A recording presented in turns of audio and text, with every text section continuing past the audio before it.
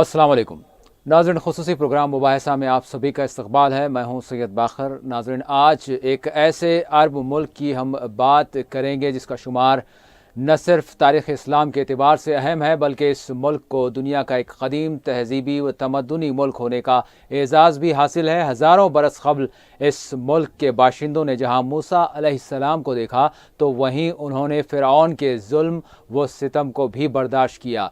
इस मुल्क को मिस्र कहा जाता है, अगरचे दुनिया का एक हिस्सा इसको इजिप्ट भी कहता है।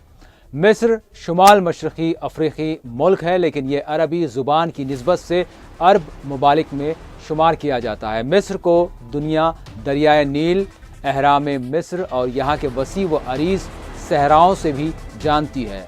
मिस्र के पड़ोसी ममालिक में एक जानिब उर्दन, एक जानिब फ़लस्तीन, लीबिया, सूडान वाक़ हैं, जबकि समंदरी रास्ते बाबल मंदब के पार सऊदी अरब की सरजमीन वाक़ है।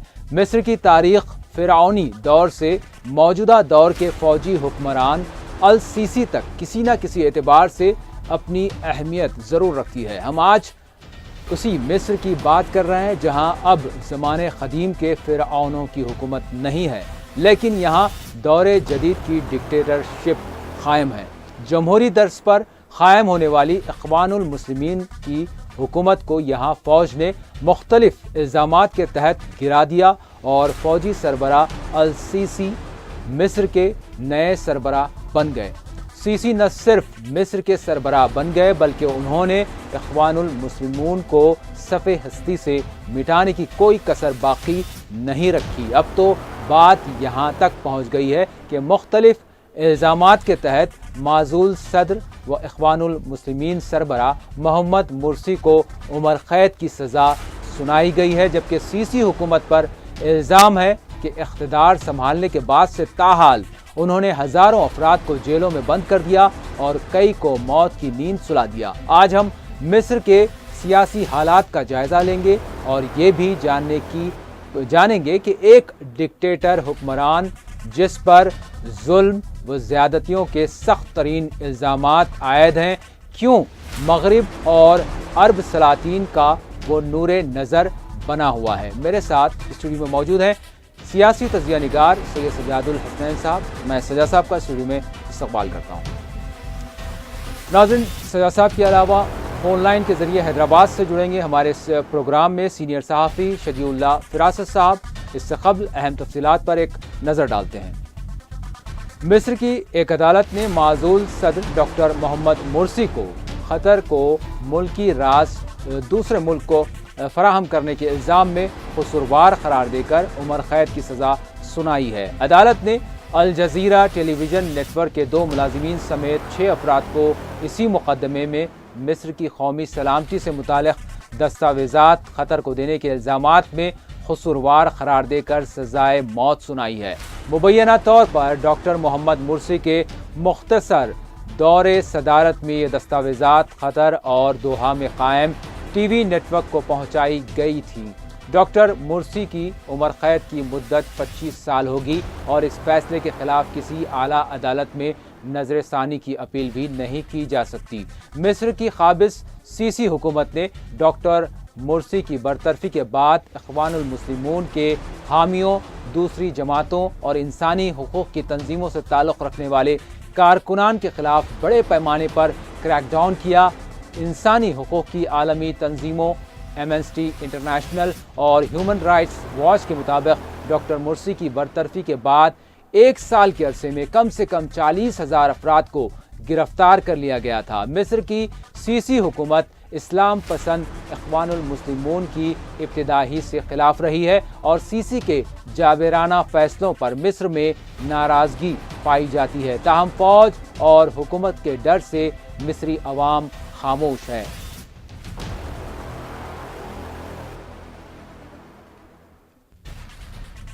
ख्याल रहे कि मोहम्मद मुर्सी को सन 2013 में उनके ओहदे से बरतरफ किया गया था। इससे क़ब्ल दूसरे अदालती मामलात में इन्हें पहले से ही उम्र क़ैद और सज़ाए मौत दोनों सुनाई जा चुकी हैं। बहरहाल इन सज़ाओं के खिलाफ अभी भी अपील की जा सकती है।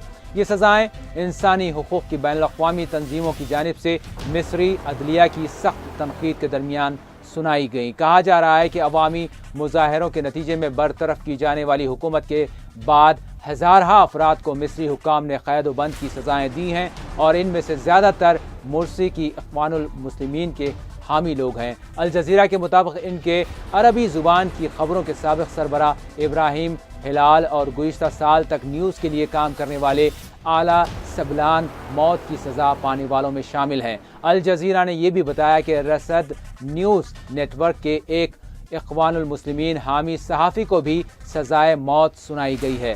مصری حکام نے الجزیرہ پر اخوان المسلمون اور محمد مرسی کے حامی ہونے کا الزام لگایا ہے۔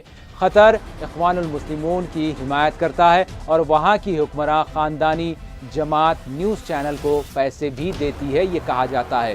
الجزیرہ کے 3 صحافیوں کو غلط خبر نشر کرنے کے لیے سن 2013 میں جیل ہوئی تھی۔ ان میں ایک BBC کے سابق نامہ نگار بھی شامل تھے، لیکن عالمی سطح پر اس کی مخالفت سامنے آنے کے بعد ان تینوں کو رہا کر دیا گیا۔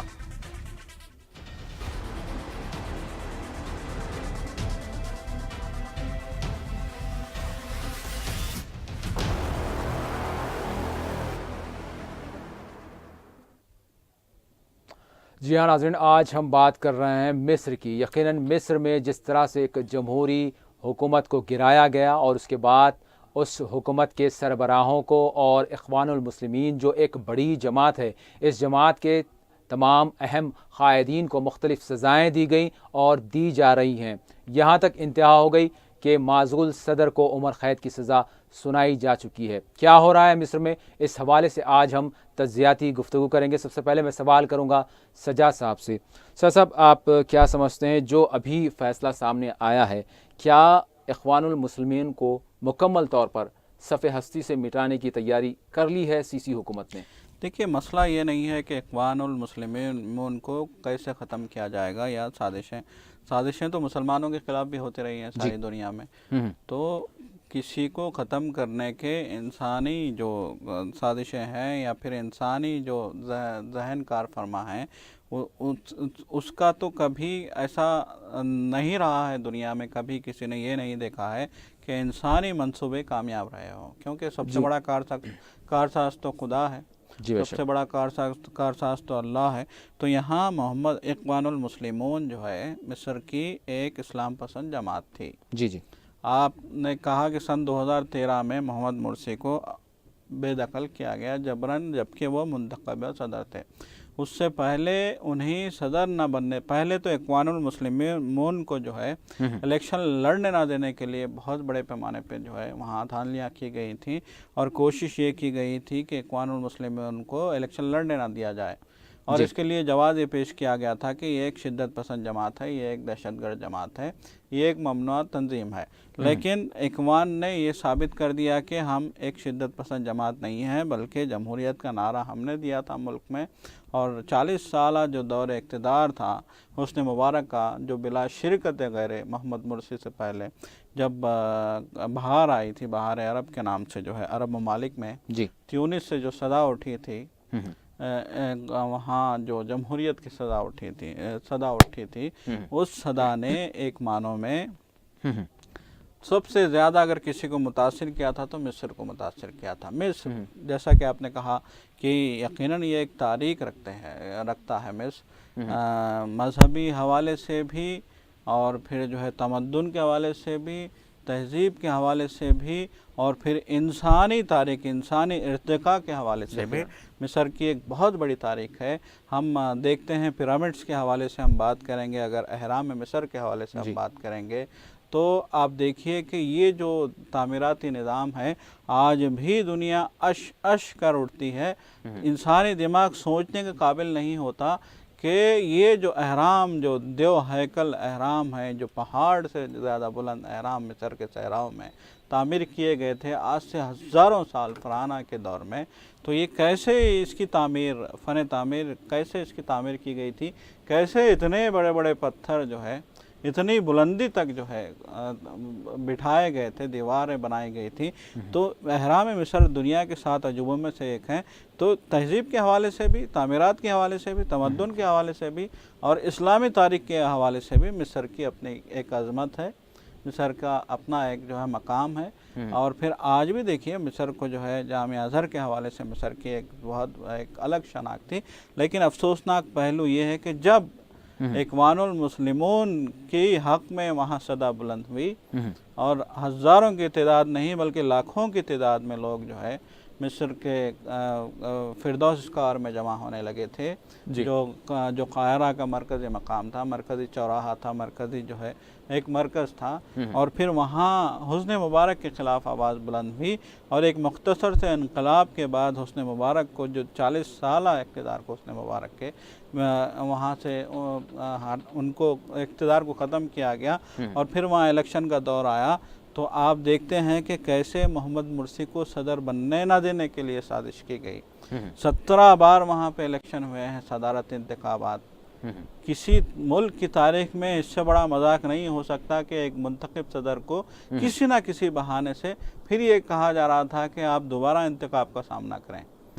17 بار جب انتخابات وہاں پہ ہو گئے, 17 بار انتخابات محض اس لیے منسوخ کیے گئے کہ محمد مرسی کو وہاں اکثریت مل رہی تھی. 17 بار کے بعد آخر تک ہار کے محمد مرسی کو ملک کا صدر نامزد کر دیا گیا. ایک معنوں میں جمہوریت کی جیت ہو گئی تھی. لیکن اس جیت کا مزہ شاید 6 مہینے بھی وہاں کی عوام نے نہیں لیا. یہ جو عالمی سازشیں تھی, ان عالمی سازشوں میں سب سے بڑا جو سازشی تھا وہ یہودی تھا, جو اسرائیل تھا. کیونکہ محمد مرسی نے اقتدار سنبھالنے کے بعد, صدر بننے کے بعد سب سے پہلا کام انہوں نے یہ کیا تھا کہ غزہ کی سرحد کھول دی تھی اور اعلان کیا تھا کہ غزہ کے فلسطینی کھلے عام مصر میں داخل ہو سکتے ہیں. جو رفح کراسنگ ہے, جو مصر کو فلسطین کے خاص طور پہ غزہ پٹی کے علاقے سے ملاتی ہے, جس کی ناکہ بندی اسرائیل نے کر رکھی ہے, سب سے پہلا کام محمد مرسی نے غزہ کی سرحد کھولی تھی. اس سرحد کے کھولنے کے بعد سب سے زیادہ اگر کوئی خوف زدہ ہوا تھا تو اسرائیل ہوا تھا. لیکن المناک پہلو یہ ہے کہ محمد مرسی کو اگر کسی نے اقتدار سے بے دخل کیا ہے تو وہ اپنوں نے کیا ہے. چاہے وہ عبدالفتاح سیسی کا نام لے لیں, چاہے وہ عرب حکمرانوں کا نام لے لیں, چاہے وہ شاہ سلمان کا نام لے لیں, چاہے پھر شاہ سلمان کے پیشرو کا نام لے لیں.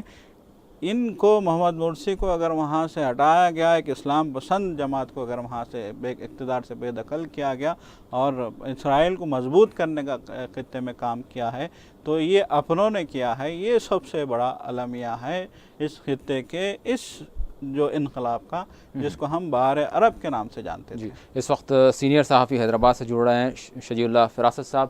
السلام علیکم. وعلیکم السلام. جی فراست صاحب, آج ہم مصر کے سیاسی حالات کے حوالے سے بات کر رہے ہیں اور بالخصوص جو اخوان المسلمین کے سربراہ جو معزول صدر ہیں, جو قید میں ہیں مصری حکومت کی, ان کو جو سزا سنائی گئی اور دیگر اخوانیوں کو بھی جو سزا سنائی گئی ہے, اس حوالے سے بات کر رہے ہیں. آپ کیا سمجھتے ہیں یہ جو سزائیں دی جا رہی ہیں اور جو شکنجہ کسا جا رہا ہے, کیا سمجھتے ہیں آپ, کیا اخوان المسلمین کو مکمل طور پر ختم کرنے کا سیسی حکومت نے تہیہ کر لیا, اور واقعتاً آپ اخوان المسلمین کو اس وقت کس اسٹیج پر دیکھ رہے ہیں؟ دیکھیے, اخوان المسلمون مصر کی ایک یعنی بہت ہی اہم جماعت ہے جو وہاں کی گلی کوچوں میں رہتی ہے, بستی ہے اور وہاں سے اٹھی ہے. تو یعنی جب عرب انقلابات, عرب بہار کے بعد 2001 میں جب یعنی ان کی حکومت بنی, یہ ایک تاریخ رہی ہے. آپ یعنی دنیا کی تاریخ اٹھا کر دیکھ لیں, جب بھی کسی ایسی اسلام پسند اور یعنی مذہبی جڑیں رکھنے والی جماعت نے حکومت بنائی ہے, چاہے وہ الجیریا میں 1991-92 کے انتخابات لے لیں, یا 2006-07 میں فلسطین میں حماس کی کامیابی لے لیں, یا اس 2012 میں جو انتخابات ہوئے مصر کے, اس میں اخوان کی کامیابی لے لیں, تو یہ کچھ دنیا میں ایسی طاقتیں ہیں جنہیں یہ راس نہیں آتی, یہ بات پسند نہیں آتی کہ اسلام پسند جماعتیں حکومت میں رہیں. تو جب اخوان المسلمون نے کچھ اپنے دستور میں تبدیلی کرتے ہوئے فریڈم اینڈ جسٹس پارٹی کے نام سے انتخابات لڑا اور معمولی اکثریت صحیح جب اس نے کامیابی حاصل کی, تو یہ ان عالمی طاقتوں کو یہ بات پسند نہیں آئی اور انہوں نے علاقے کے کولیبریٹرز کے ساتھ اور مصر کے عہدیداروں کے ساتھ مل کر اس بات کو یقینی بنایا کہ یہ حکومت زیادہ نہ چلے, اور بمشکل 1 سال سے بھی کم عرصے میں محمد مرسی کو نہ صرف یہ کہ ان کی حکومت کا فوج کے ذریعے تختہ الٹ دیا گیا, بلکہ زبردست کریک ڈاؤن کیا گیا، اخوان کے رہنماؤں کو جیلوں میں بند کیا گیا، پھانسی کی سزائیں سنائی گئیں، اور یہ جو تازہ فیصلہ ہے محمد مرسی کو کہ قطر کے لیے جاسوسی کا کیس تھا، اس میں انہیں جو ہے عملاً تاعمر یعنی قید کی سزا دی گئی ہے، اور دوسرے ان کے جو دوسرے یعنی جن لوگوں پر الزامات لگائے گئے تھے کہ انہوں نے بھی اس معاملے میں جاسوسی کی ہے، انہیں ان میں سے 6 کو سزائے موت دی گئی ہے۔ یہ بالکل ہی سیاسی نوعیت کا فیصلہ ہے، اس مقدمے میں کوئی میرٹ نہیں ہے۔ دنیا بھر کی جو مشہور انسانی حقوق کی تنظیمیں ہیں انہوں نے نشاندہی کی ہے کہ یہ بالکل دھوکہ فریب کا مقدمہ تھا، اور کسی بھی انصاف کے پیمانے کو اس میں پورا نہیں کیا گیا، اور انہیں جو قصوروار قرار دیا گیا اس میں یہ ہے کہ جو پولیس کی داخلی تحقیقات کی بنیاد پر اور دباؤ میں جو ملزمین کے یعنی اقبالی بیانات لیے تھے ان کی بنیاد پر یہ مقدمے کا فیصلہ سنایا گیا ہے، بالکل سیاسی نوعیت کا ہے اور قابل مذمت ہے، اور اس کے لیے عملاً یہ جو وہاں کی سیسی حکومت ہے، فوجی حکومت ہے عملاً، اور اس کے جو انٹرنیشنل کولیبریٹرز اور سرپرست ہیں یہ لوگ ذمہ دار ہیں ان حالات کے۔ سر صاحب آپ کیا کہیں گے؟ یقیناً حسن مبارک کا جو دور اقتدار تھا اس کو عوام نے ہٹایا، اپنا مظاہرہ کیا، اپنی جانیں دی، قربانیاں دی، اس کے بعد عوام نے خود اپنے طور پر مرسی کو اپنا صدر چنا، جمہوری انداز میں انتخابات ہوئے، لیکن مرسی کے حوالے سے ہم دیکھتے ہیں کہ سی سی نے ان کو یعنی فوج نے ان کی حکومت کو گرایا، لیکن آج جو جمہوریت کے دعوے دار ہیں وہ سی سی پر نوازشات رکھے ہوئے ہیں، اور آج اس طرح کی سخت سزائیں سامنے آنے کے باوجود یہ خاموش ہے۔ دیکھیے سب سے بڑی بات تو یہ ہے کہ جب محمد مرسی کو سزائے موت دی گئی تھی گزشتہ برس، تو الزام یہ تھا کہ ان کے خلاف جو ایک مظاہرہ ہوا تھا قاہرہ میں، اس مظاہرے کو کچلنے کے لیے انہوں نے طاقت کا استعمال کیا، یہ جواز پیش کیا گیا تھا، یہ عدالت میں یہ جواز پیش کیا گیا تھا، لیکن عبدالفتاح السیسی جو موجودہ صدر ہیں، جب محمد مرسی کو معزول کیا تھا، جبراً ان کو اقتدار سے بے دخل کر کے جو ہے ان کو جیل میں بند کیا گیا تھا محمد مرسی کو، جبکہ ان کی حکومت جائز تھی، ان کی حکومت جمہوری تھی، ان کی حکومت باضابطہ انتخابات کا سامنا کرنے کے بعد جو ہے آئی تھی، چن کے آئی تھی، عوام کی بنی ہوئی حکومت تھی۔ ساری دنیا جب جمہوریت کے گن گاتی ہے تو یہاں ایک جمہوری حکومت سے ایک جمہوری طور پہ چن کے آنے والے جو ہے ایک رہنما کو جیل میں بند کیا گیا، اور محمد مرسی کے ساتھ ہونے والی اس ناانصافی کے خلاف جب لوگ سڑکوں پہ آئے، جب لوگ قاہرہ کی سڑکوں پہ نکلے، تو ساری دنیا نے دیکھا کہ ہیلی کاپٹروں سے ان لوگوں پہ گولیاں برسائی گئی ہیں۔ جب لوگ وہاں پہ دھرنا دے رہے تھے، خاص طور سے فردوس اسکوائر میں، تو جب لوگوں کا یہ کہنا ہے کہ خواتین بھی دھرنے میں بیٹھی تھیں، بچے بھی دھرنے میں بیٹھے ہوئے تھے، اخوان المسلمون کے جو ہے کارکنان اس دھرنے میں بیٹھے ہوئے تھے، تو ان پہ ہیلی کاپٹروں سے فائرنگ کی گئی، ان کے سروں میں گولیاں لگی ہیں، اتنی بے دردی سے قتل عام کیا گیا ہے ان لوگوں کا، عام لوگوں کا۔ تو محمد مرسی کو تو یہ کہے کہ سزائے موت دی جا رہی ہے کہ انہوں نے جو ہے کچلنے کی کوشش کی تھی اپنے خلاف ہونے والے کسی بغاوت کو، جبکہ عبدالفتاح السیسی نے یہ جو کارنامہ انجام دیا ہے، یہ جو قتل عام کیا ہے، یہ سفاکی کا انتہائی سفاکی کا واقعہ قرار دیا ہے انسانی حقوق کی تنظیموں نے اس واقعے کو، لیکن اس واقعے پہ کسی کی کان پہ جو بھی نہیں رینگتی، بلکہ ناجائز طور پہ آج بھی وہ صدر بنے ہوئے ہیں۔ جی فراز صاحب آپ کیا کہیں گے؟ یہ جو نوازشات ہیں مغربی دنیا کی، یا پھر جو اپنے آپ کو جمہوریت کا علمبردار کہتے ہیں ان کی، اور بالخصوص جو خطے کے عرب ممالک ہیں ان کی بھی، تو آپ کس طرح سے دیکھتے ہیں؟ کیا وہ وجوہات ہیں کہ سی سی نور نظر بنے ہوئے ہیں؟ دیکھیے اول تو یہ کہ میں یعنی بظاہر تو مغربی ممالک یعنی جمہوریت کے چیمپئن بنے پھرتے ہیں، لیکن انہیں جمہوریت سے کوئی سروکار نہیں ہے، انہیں اپنے مفادات کی تکمیل سے غرض ہے۔ یہ تکمیل شاہی سے بھی ہو سکتی ہے، ڈکٹیٹرشپ سے بھی ہو سکتی ہے، فوج سے بھی ہو سکتی ہے۔ تو یہ خیال غلط ہے اور تاریخ نے غلط ثابت کیا ہے، کیونکہ آپ نے دیکھا کہ جیسے میں ابھی ذکر کر رہا تھا کہ حماس کو اقتدار کرنے نہیں دیا گیا، اگرچہ اس نے انتخابات میں کامیابی حاصل کی تھی، اور الجیریا میں اسلامک سالویشن فرنٹ کو حکومت کرنے نہیں دیا گیا جس نے الجیریا میں کامیابی حاصل کی تھی۔ اس کے بجائے یعنی ڈکٹیٹرشپ کی حوصلہ افزائی کی گئی اور شاہی کی حوصلہ افزائی کی گئی۔ تو یہ تصور غلط ہے کہ مغربی ممالک جمہوریت کے یعنی علمبردار ہیں, انہیں اپنے مفادات کی تکمیل سے غرض ہے. اور یعنی عرب ممالک کا بھی جو رویہ ہے, بالخصوص سعودی عرب کا, ان لوگوں نے یعنی کافی زیادہ مدد کی ہے موجودہ جو مصر کی حکومت ہے, سی سی کی حکومت. اس کی وجہ یہی ہے کہ ان کے مفادات بندھے ہوئے ہیں. اور سب سے بڑی بات کہ اخوان کا جب اقتدار ہوا تھا وہاں پر تو سب سے زیادہ خطرہ, وہاں پر چیلنج جو تھا وہ اسرائیل کو تھا. اسرائیل نے غزہ کی غیر انسانی ناکہ بندی کر رکھی ہے.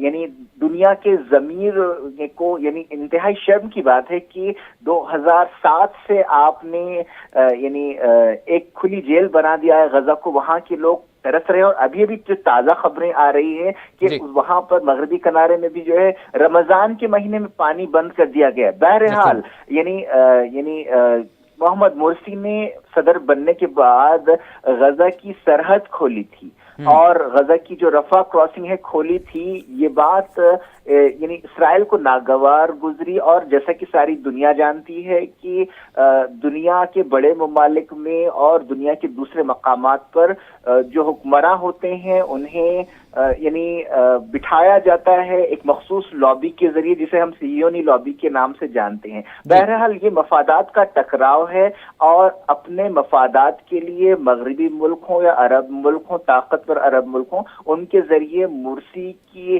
حکومت کو گرانے والوں کی سرپرستی کی گئی. ان کی یعنی اب بھی ان کی مالی مدد کی جا رہی ہے. اور آپ نے دیکھا کہ گزشتہ دنوں سعودی عرب کے شاہ سلمان نے وہاں کا دورہ کیا تھا. اور اس سے یعنی تعلقات کی گہرائی کا اس سے بڑا ثبوت کیا ہو سکتا ہے کہ عوامی مخالفت کو نظر انداز کرتے ہوئے اسی مصر کے ڈکٹیٹر نے سعودی عرب کو 2 جزیروں کا تحفہ دیا. بہرحال یہ مفادات ہیں اور یعنی جو انسانی مسائل ہیں ان پر توجہ ہونی چاہیے. لیکن افسوس کی بات ہے کہ اصل انسانی مسائل کو حل نہیں کیا جا رہا ہے اور یہ مجرمانہ غفلت ہے مغربی ملکوں کی اور عرب ممالک کی. جی سر صاحب, کیا کہیں گے آپ, کیا اخوانیوں کی حکومت اگر برقرار ہوتی رہتی تو کیا فلسطینیوں کی واقعتاً مدد جاری رہتی؟ دیکھیے, حماس کا جو نظریہ ہے اخوان کا بھی وہی نظریہ ہے. حماس ایک اسلام پسند جماعت ہے فلسطین کی جو جد و جہد کرتی ہے مسجد اقصی کی آزادی کے لیے, جو جد و جہد کرتی ہے بیت المقدس کی آزادی کے لیے, جو اسرائیلیوں کو فلسطین سے نکال پھینکنے کی جد و جہد کا عزم کیے ہوئے ہے. اخوان بھی اسی نظریے کی حامل جماعت تھی اور حماس اور اخوان کے نظریات بہت زیادہ جو ہے ایک دوسرے سے ملتے تھے. دونوں کا ایک ہی اسلامی ایجنڈا تھا. ہم تو سیدھی بات کریں گے کہ یہ ایک اسلامی ایجنڈا ہے. ناجائز مملکت تو اسرائیل کی ہے. بالکل. مسجد اقصی پہ اگر کسی نے قبضہ کیا ہوا ہے تو اسرائیل نے کیا ہوا ہے. سن 42 میں جب عالمی جنگ ہوئی تھی تو عالمی جنگ کے بعد یورپ نے ایک منصوبے کے تحت اسرائیل کو وہاں پہ جو ہے بھیجا اور پھر وہاں پہ اسرائیل کو جو ہے باضابطہ وہاں پہ ایک نئی مملکت قائم کرنے کا موقع دیا گیا. اور آج تک مغربی ملک سب میں بڑی بات یہ ہے کہ امریکہ اسرائیل کی سپورٹ پوری قوت کے ساتھ کرتا ہے. حسنی مبارک جب مصر میں اقتدار میں تھے تو 40 برس تک حسنی مبارک وہاں کے صدر رہے ہیں بلا شرکت غیر. اور 40 برس میں ہر بار یہ الزام لگتا رہا ہے کہ جو ریفرنڈم کرایا جاتا تھا حسنی مبارک کے حق میں, فوجی اپنے ساتھ ایک بیلٹ لے کے جاتے گھروں پہ دستک دی جاتی اور لوگوں سے پوچھا جاتا کہ آپ کو حسنی مبارک پسند ہے یا نہیں ہے, ہاں یا نہ میں جواب دیجئے. بیلٹ پہ یس اور نو لکھا ہوتا. تو اب جب 4-5 فوجی ایک بیلٹ لے کے آپ کے گھر پہ آئیں گے تو آپ نہ کیسے کر سکیں گے؟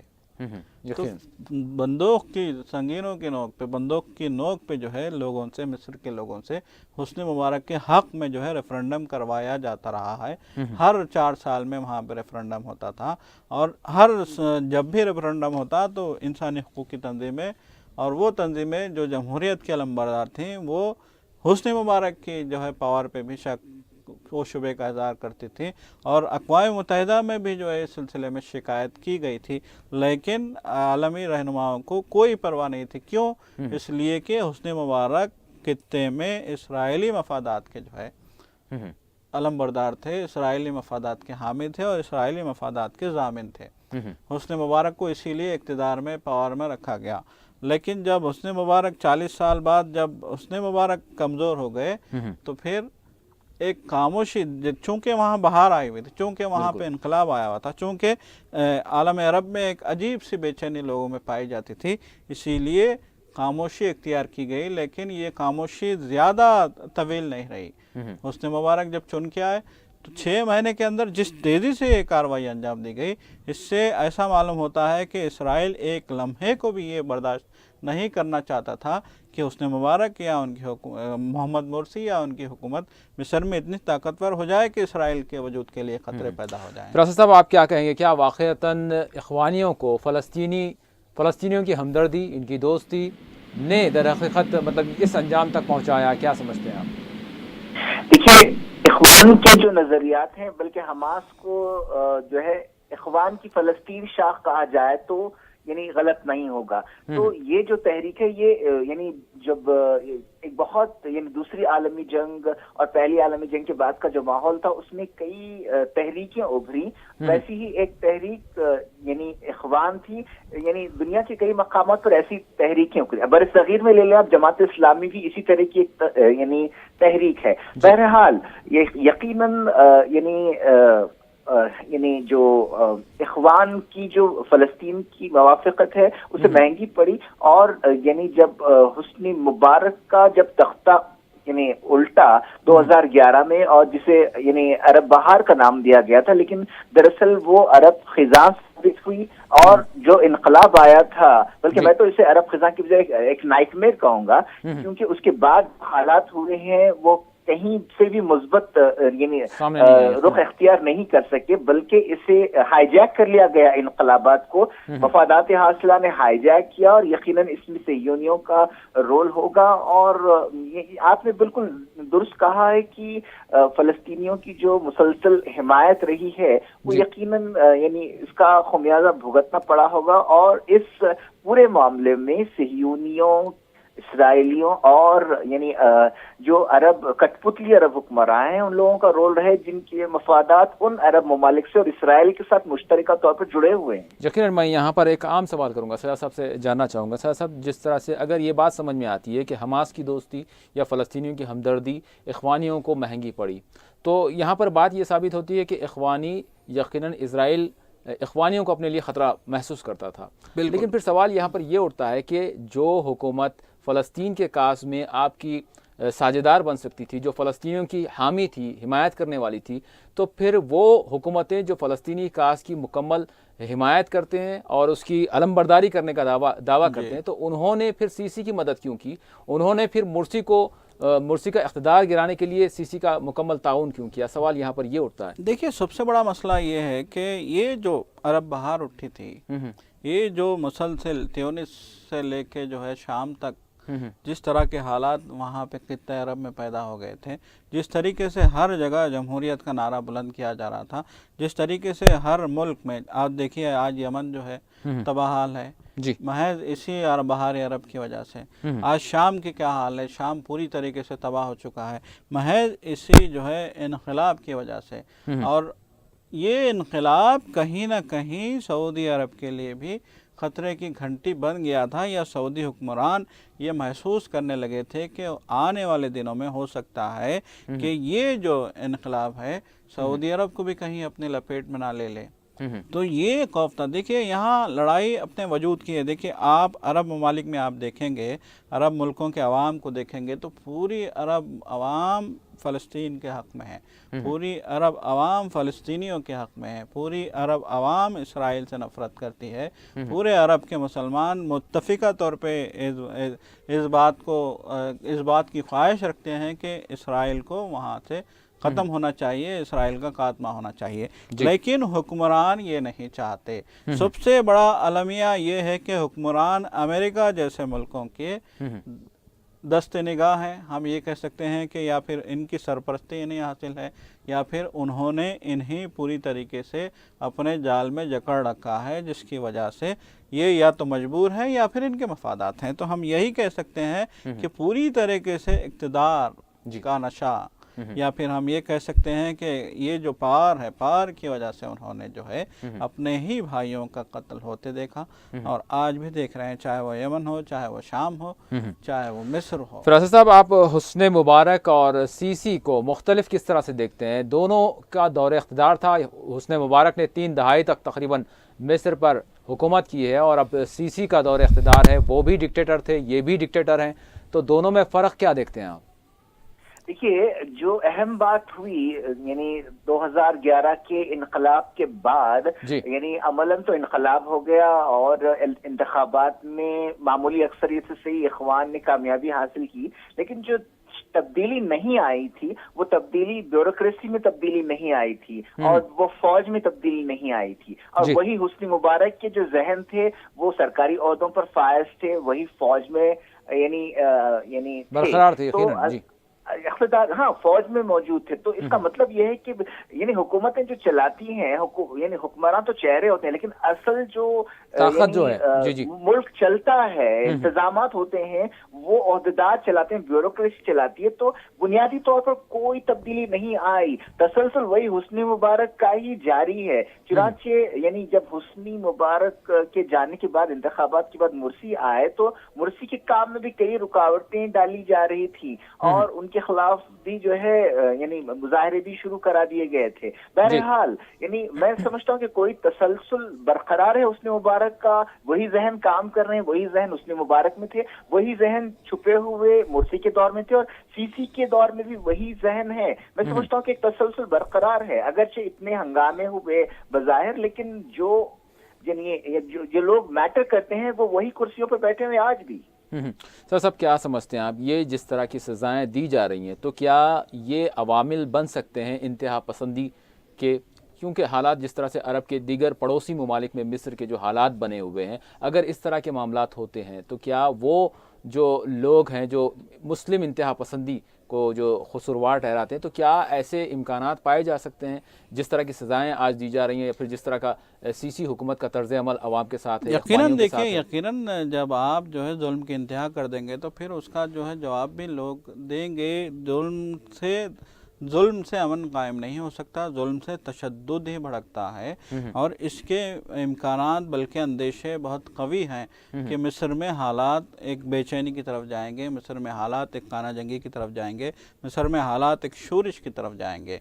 तो ये इस बात से इनकार नहीं किया जा सकता कि जिस तरीके की सफ़ाकी का मुजाहरा किया जा रहा है मोहम्मद मुर्सी के हवाले से, इख्वानुल मुस्लिमून के हवाले से, इतनी सफ़ाकी का मुजाहरा तो यहाँ हमास के ताल्लुक से भी नहीं किया गया था, लेकिन यहाँ मुर्सी और हमास के मामलात अगर हम देखें तो इसमें एक फ़र्क नज़र आता है। हमास जब इक़्तिदार में आई थी तो फिर इस्माइल हनिया जब वज़ीर आज़म बने थे सन 2004 या 5 के दौरान में इलेक्शन हुआ था, तो उस वक्त बाकी दुनिया ने हमास को दहशतगर्द तंजीम करार दिया हुआ था, और फिर बाद में बहुत ही एक कराहियत के साथ हम ये कह सकते हैं कि इन्हें इलेक्शन लड़ने की इजाज़त दी गई थी, और बिल्कुल सिचुएशन वही थी जो मिस्र में इख्वान के जो है इलेक्शन लड़ने के मौके पे आई थी। लेकिन वहाँ चूँकि फिर एक मुतबादिल जो मिला उनको, वो बहुत ज़्यादा ताकतवर नहीं था।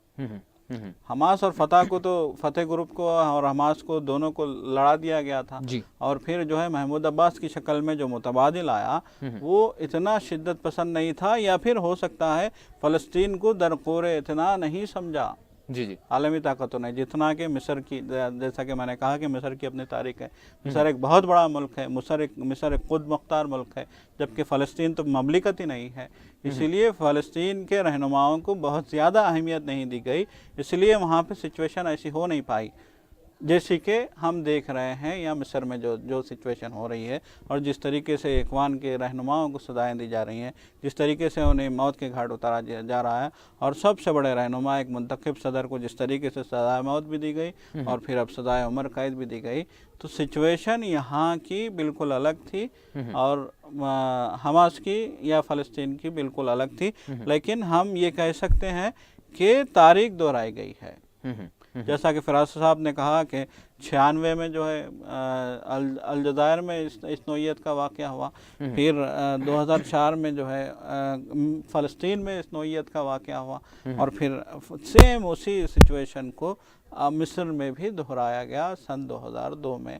राशद साहब, आप क्या समझते हैं, जिस तरह से मैंने सजाद साहब से भी सवाल किया कि ये जो सज़ाएँ दी जा रही है, सख्त सज़ाएँ हो रही हैं, और जो सीसी हुकूमत की जानिब से सख्तियाँ की जा रही हैं अवाम के साथ, इख्वानियों के साथ, तो क्या इस तरह की सूरत हाल, फिर उस पर जो सज़ाएँ भी सुनाई जा रही हैं, तो इसके बरखिलाफ़ अब इसकी मुखालिफत में कोई ऐसी शोरिश का आगाज़, ऐसे अंदेशे आप देखते हैं, क्या समझते हैं आप? देखिए, ये जो सजाएं और ताकत के जोर पर आप कभी भी यानी नजरियात को दबा नहीं सकते। आप जिस्मों को कैद कर सकते हैं, आप जिस्मों को फांसी पर, सूली पर चढ़ा सकते हैं, लेकिन आप नजरियात को नहीं दबा सकते।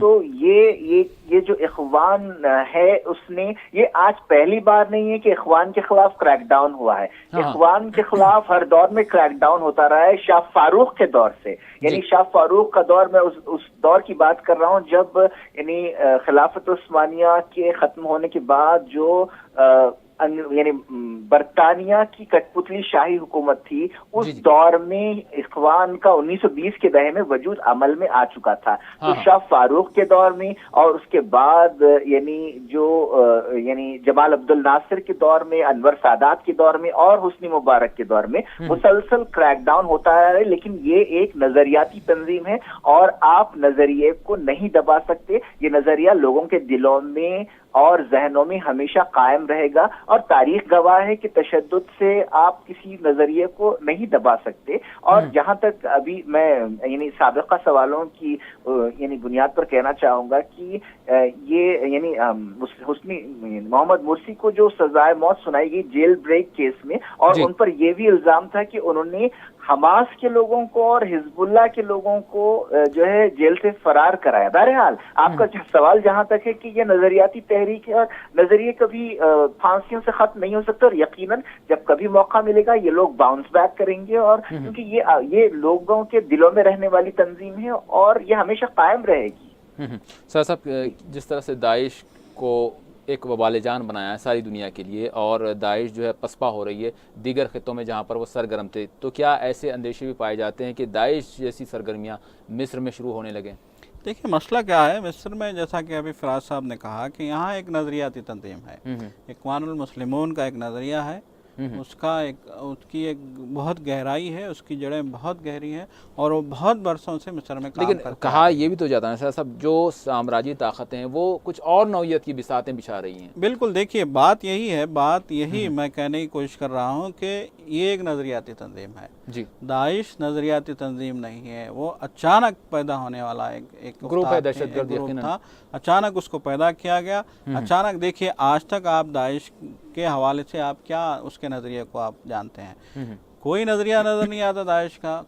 कत्लेआम, दहशत जी बिल्कुल, और एक अजीब सी जो है सूरत हाल पैदा करना उस खित्ते में, और जो है गैर इंसानी सलूक की इंतहा कर देना, यही बातें वहाँ से निकल के आई हैं। और ये किसी भी इस्लामी तंजीम से इस चीज़ की तवक्को ना तो की जा सकती है और ना ही की जाएगी। मुस्तकबिल में भी शायद कोई इस्लामी तंजीम इस नौइयत के सफ़ाकाना काम अंजाम नहीं दे सकी जो कि ये दे रहे हैं। अब देखिए, सबसे बड़ी बात, ये जो हुक्मरान है दुनिया पे, जो है बालादस्ती का जो है ये अपना दावा करते हैं, चाहे वो अमेरिका हो चाहे इसराइल हो, इनकी जो प्लान होते हैं वो इंतहाई सफ़ाकाना प्लान होते हैं। इनके जो प्लान होते हैं, उन प्लानों को हम यही कह सकते हैं कि इन प्लानों के ज़रिए इंसानियत का जो है एक मानव में जो है इंसानियत का खात्मा किया जाता है, या फिर एक इंसानियत का नंगा नाच पेश किया जाता है इन प्लानों के ज़रिए। ये प्लान है, ये नज़रियात नहीं है जी। ये तो बस अचानक से, देखिए अचानक से ऐसा मालूम होता है। ISIS का एक शाम में एक तहरीक शुरू हुई,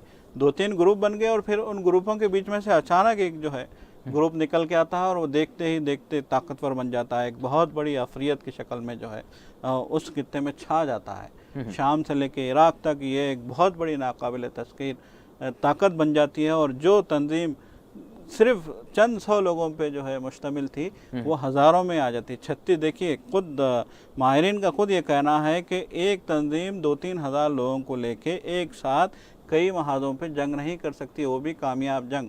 جب آئی ایس کا عروج تھا سن 2012 میں, سن 2013 میں آئی ایس جب عروج پہ آئی تھی, خاص طور پہ سن 2014 میں, تو اس وقت شام کے محاذ پہ بھی, ترکی کے محاذ پہ بھی, عراق کے محاذ پہ بھی, لیبیا کے محاذ پہ بھی, ہر محاذ پہ یہ صرف اور صرف کامیابیاں جو ہے حاصل کر رہی تھی, کامیابی کے جھنڈے گاڑتی جا رہی تھی, اور بڑی بڑی طاقتیں, بڑی بڑی فوجیں اس کے سامنے ہتھیار پھینک کے فرار ہونے پہ مجبور تھیں.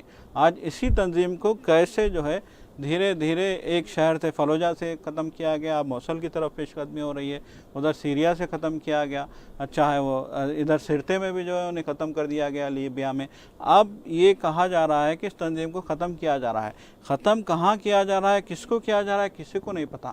ایسا معلوم ہوتا ہے کہ یہ اچانک سے جو ہے خضر پودوں کی طرح اٹھ گئے تھے, اور آج یہ اچانک سے غائب ہوتے جا رہے ہیں. یقین. فراست صاحب, آپ کیا کہیں گے, مصر عالم اسلام کے لیے کس قدر اہمیت کا حامل ملک ہے, خطہ ہے, سرزمین ہے, اور پھر ساتھ ہی ساتھ وہ صہیونی طاقتیں یا پھر سامراجی طاقتیں, ان کے لیے یہ خطہ کس قدر اہمیت رکھتا ہے؟ دیکھیے, مصر بہت اہم ہر لحاظ سے, مثال کے طور پہ اب یعنی اس کی اہمیت کا اندازہ اس بات سے کروں کہ 2009 میں یعنی 2008-9 میں جو پہلی بار اوباما صدر بنے تو انہوں نے اسلامی دنیا کو پیغام دینے کے لیے اور اسلامی دنیا کو مخاطب کرنے کے لیے اسی مصر کا انتخاب کیا. اس سے آپ اندازہ کر سکتے ہیں کہ مصر کی کیا اہمیت ہے, اور وہاں پر یعنی ایک بہت اہم دینی درسگاہ بھی ہے. اور ابتدا سے یعنی جب یعنی جو حالات 20ویں صدی کے انقلابات کے نتیجے میں پیدا ہوئے تھے, تو یعنی سعودی عرب ایران کے انقلاب سے پہلے مصر کو اپنا ایک رائیول کے طور پر دیکھتا تھا, اور ان کے درمیان تعلقات کافی خراب رہے تھے. یہ اور بات ہے کہ ایران کے انقلاب کے بعد حالات بدل گئے اور سعودی عرب کا حریف بھی بدل گیا, لیکن مصر کی جو اہمیت ہے وہ اپنی جگہ برقرار ہے, اور یعنی معاشی اعتبار سے بھی, اور جو نہر سویز ہے اس کے اعتبار سے بھی, اور جو اسرائیل کے خلاف جنگیں لڑی گئی تھیں, اور اس میں بھی مصر نے جو عرب ریپبلک بنایا تھا جمال عبد الناصر کے دور میں, تو بہت بڑی طاقت تھی. اور یعنی اسرائیل کو یعنی جو بہت زیادہ یعنی ڈیفنس پہ مجبور کیا گیا تھا, اور اس سے مردانہ وار مقابلہ کیا تھا اسی مصر نے اور جمال عبد الناصر نے کیا تھا. تو آج میں سمجھتا ہوں کہ عرب دنیا کو ویسے ہی لیڈر کی مصر کو ضرورت ہے. اور مصر نے بہت یعنی مثبت کردار ادا کیا تھا کہ آپ کو یاد ہوگا کہ یعنی آپ نے پڑھا ہوگا کہ مصر اور سیریا کو ملا کر ایک عرب ریپبلک, عرب جمہوریہ بنایا گیا تھا. یعنی انہوں نے اتحاد کا کام کیا تھا, مصر کی طرف سے ہوا تھا یہ اتحاد کا کام. وہ پوری عرب دنیا کو متحد کرنا چاہتے تھے مصر کے لوگ, خاص طور پر جمال عبد الناصر. اور آج میں سمجھتا ہوں کہ یعنی افسوس کی بات تو یہ ہے کہ آج ویسے حکمراں نہیں ہیں جو اتحاد کی بات کرتے ہیں. آج اپنے اقتدار کے لیے, اپنی یعنی مفاد کے لیے, اپنی دال پر, اپنی روٹی پر دال سینکنے والے لیڈرز موجود ہیں. ملت کے اور انسانیت کے مجموعی مفاد میں سوچنے کی ضرورت ہے آج, لیکن آج ویسے حکمراں نہیں ہے. تو ضرورت اس بات کی ہے کہ آج بھی ویسے ہی یعنی کردار ادا کریں حکمراں جو جمال عبد الناصر نے کیا تھا. اور میں سمجھتا ہوں کہ اس طرح سے مصر عالم اسلام میں کھوئے ہوئے اپنے مقام کو واپس لا سکتا ہے. سر صاحب, مصر کی جو دفاعی طاقت ہوا کرتی تھی, کیا آج اس پوزیشن میں مصر رہا ہے یا پھر کٹ پتلی بن کر رہ گیا؟ دیکھیے, مسئلہ تو یہی ہے کہ جب تک عبد الفتاح السیسی ہے, جب تک وہ جو ہے کٹ پتلی بنے رہیں گے, جب تک وہ اشاروں پہ ناچتے رہیں گے, چاہے وہ سعودی عرب کے اشاروں پہ ہو, چاہے وہ امریکہ کے اشاروں پہ ہو, چاہے وہ اسرائیل کے اشاروں پہ ہو. دیکھیے, عرب ملکوں میں تو یہی سب سے بڑا مسئلہ ہے کہ بالواسطہ جو ہے یہ کنٹرول میں آتے ہیں. براہ راست ان پہ کنٹرول نہیں کیا جاتا, بلکہ راستے بنائے جاتے ہیں کہ اس جگہ سے ان تک ڈکٹیشن جاتا ہے. تو یہی سب سے بڑی جو ہے مسئلہ ہے مصر میں. دیکھیے, آج بھی کوئی جو ہے وہاں اسٹیبلٹی نہیں ہے, آج بھی وہاں سیاسی استحکام نہیں ہے, آج بھی وہاں عوام میں بے چینی ہے. عوام وقتاً فوقتاً آئے دن وہاں مظاہرے ہوتے رہتے ہیں. کرپشن اپنی انتہا کو پہنچا ہوا ہے, اور وہاں بنیادی سہولتیں, پانی کی قلت بھی وہاں پہ بہت زیادہ دیکھنے میں آ رہی ہے. لیکن عبد الفتاح السیسی کو اگر آپ دیکھیں گے تو ان کی ساری توجہ صرف اور صرف اپنے آقاؤں کو خوش کرنے پہ نظر آتی ہے۔ دیکھیے سب سے بڑی بات یہ ہے کہ رفاح جو سرحد تھی یا رفاح کی سرحد سے لگے ہوئے جو علاقے تھے ان علاقوں سے غزہ پٹی کے لوگوں کی مجبوری یہ تھی کہ ان کو ضروریات زندگی کے لیے مصر جانا پڑتا تھا، تو سرحدیں جب بند کر دی گئیں تو انہوں نے سرنگیں کھود لی تھیں، سرنگوں کے ذریعے غیر قانونی طور پہ مصر کا وہ سفر کرتے تھے تاکہ اپنی سب سے زیادہ بات تو یہی کہی جاتی ہے کہ اشیاء ضروریہ کے لیے ان کو مصر جانا پڑتا تھا ان سرنگوں کے ذریعے۔ لیکن عبد الفتاح السیسی نے ان ساری سرنگوں کو نہ صرف کھدوا دیا بلکہ اس سارے علاقے کو تالاب بنانے کا فیصلہ کیا ہے، اور کہا یہ جا رہا ہے کہ یہاں فشنگ مطلب ہے کہ ایک ہم یہی کہہ سکتے ہیں کہ سمکیات کے جو ہے بڑے بڑے پلانٹ ایک تالاب بنائے جائیں گے، یہ کہا یہ جا رہا ہے۔ لیکن اس کا اصل مقصد کیا ہے کہ یہاں جو سرنگیں پھیلے ہوئے تھیں ان سرنگوں کا خاتمہ کرنا، یہاں پانی ڈال کے سرنگوں کو ہمیشہ ہمیشہ کے لیے بند کرنا۔ تو اس سے آپ اندازہ لگائیے کہ ان کی ساری طاقت فلسطینیوں کو جو ہے کچلنے میں لگی ہوئی ہے۔ ایک جانب سے اسرائیل نے فلسطینیوں کو محصور کر رکھا ہے، اس نے غزہ پٹی کو جو ہے پوری طریقے سے جیل خانہ بنا دیا ہے۔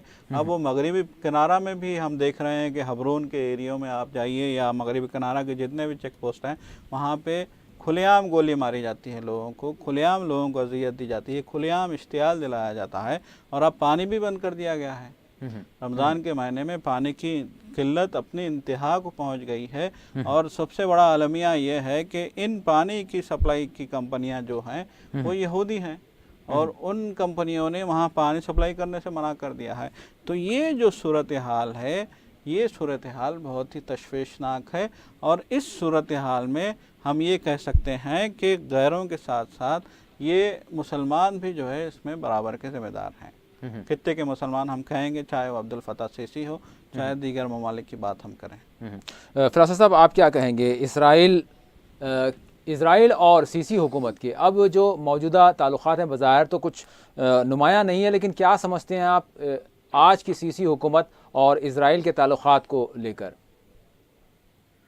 دیکھیے یعنی یہ اتنا اہم ملک ہے مصر، اس کا اندازہ اس بات سے لگایا جا سکتا ہے کہ جب یعنی جمال عبد الناصر کے دور کے بعد یعنی کچھ ایسا ہوا یا ایسا ماحول پیدا کیا گیا کہ دنیا میں یعنی اسرائیل کو تسلیم کرنے والا سب سے پہلا ملک مصر بنا انور سادات کے دور میں، اور اس کے بعد سے یہ تسلسل چل رہا ہے کہ مصر میں جو بھی حکمراں بیٹھتے ہیں وہ جو ہے یعنی اسرائیل کے مفادات کے لیے کام کرتے ہیں۔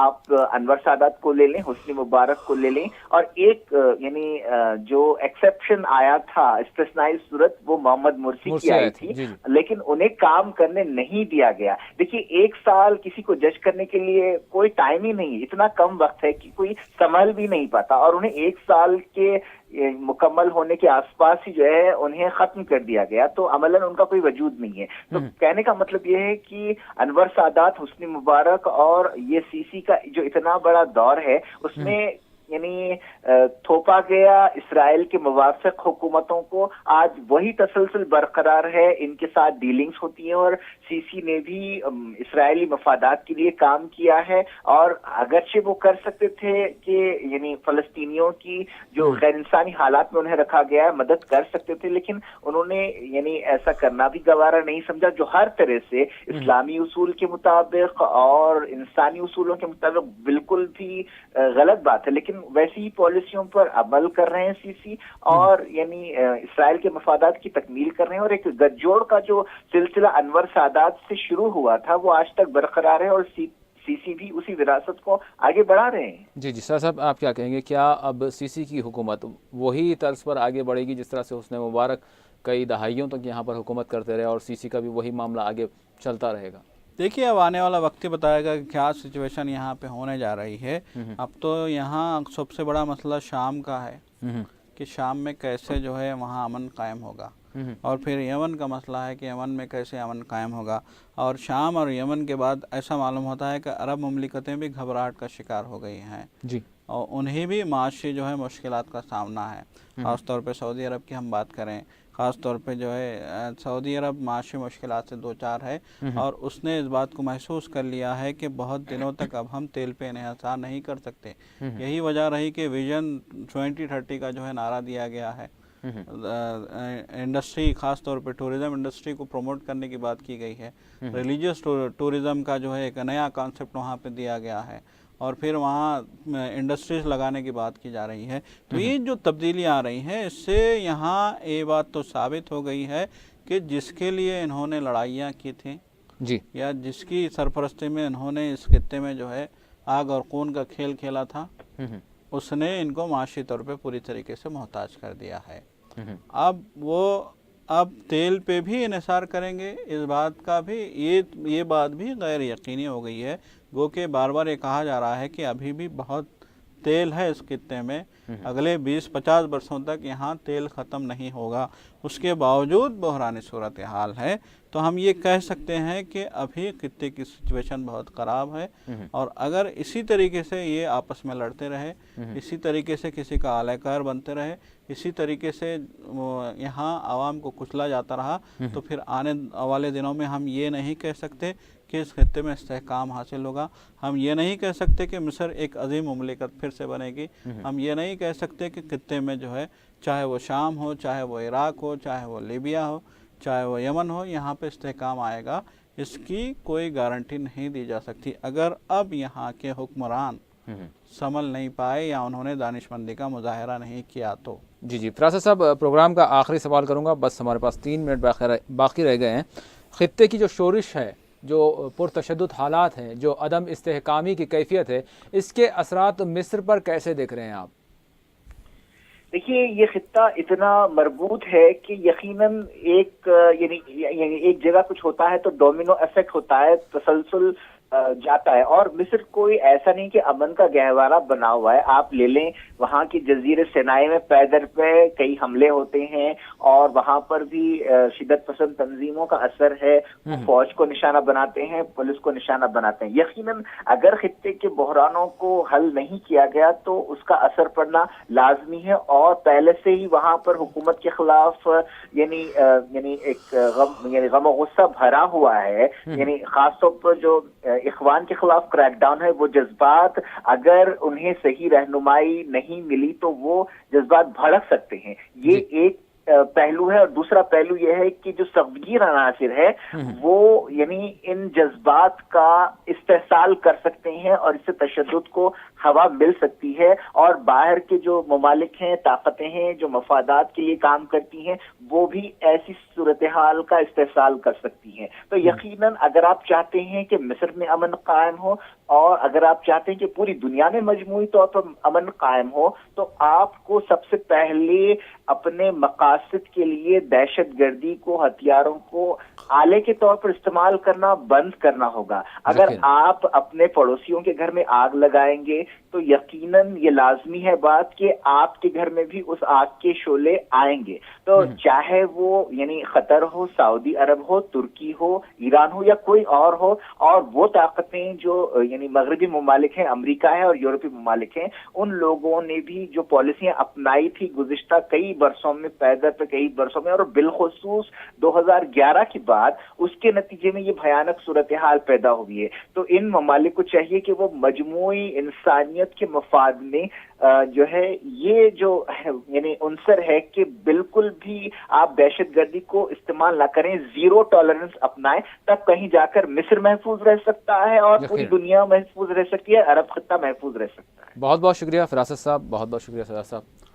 یقیناً ناظرین, آج ہم نے بات کی مصر کے سیاسی صورتحال کی, جس طرح سے حسنی مبارک نے ایک طویل وقت تک وہاں پر حکومت کی اور وہاں کی جو ڈکٹیٹرشپ تھی اس کے خلاف عوام نے ایک اتحاد بنایا اور اخوان المسلمین کے جھنڈے تلے انہوں نے اس حکومت کو جڑ سے اکھاڑ پھینکا. یقیناً عوامی انقلاب آیا بہار عرب کے موقع پر, جس طرح سے ایک شورش اٹھی اور عوام کا ایک انقلاب برپا ہوا اور حسنی مبارک اقتدار سے برطرف ہوئے, اور پھر اس کے بعد وہاں پر جمہوری حکومت اخوان المسلمون کی قائم ہوئی. لیکن اس کے بعد ہم دیکھتے ہیں کہ کچھ عرصہ گزرتا نہیں کہ پھر जमहूरियत की बुनियादों पर जो हुकूमत कायम हुई थी उस हुकूमत को फिर फ़ौजी ताकत के ज़रिए कुचला जाता है और फिर वहाँ सीसी एक डिक्टेटर की शक्ल में सामने आते हैं। और आज हाल कुछ यूँ है कि जिस हुकूमत को अवाम ने चुना था, जिस सदर को अवाम ने बनाया था,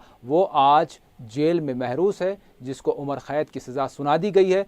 कई को अब तक मौत की सज़ाएँ दी जा चुकी हैं और कई हज़ार अब तक अल-सीसी के दौरे इख्तिदार में जेलों में बंद हैं। तो यकीनन ये सूरत हाल मिस्र की सामने आ रही है और इसको मुकम्मल तायीद हासिल है मगरिबी दुनिया की, जो जमहूरियत के अलमबरदार हैं, और बिलखुसूस साथ ही साथ वो हुक्मरान जो अरब सलातीन हैं, जो फ़लस्तीन के कास को आगे बढ़ाने और इनकी मदद करने की बात करते हैं, जो हमास की मदद की बात करते हैं, वो आज सीसी के मददगार और मावन बने हुए नज़र आते हैं। इसी के साथ हमारा ख़ुसूसी प्रोग्राम मुबाहिसा अपने अख्तिताम को पहुँचता है। अल्लाह हाफ़िज़।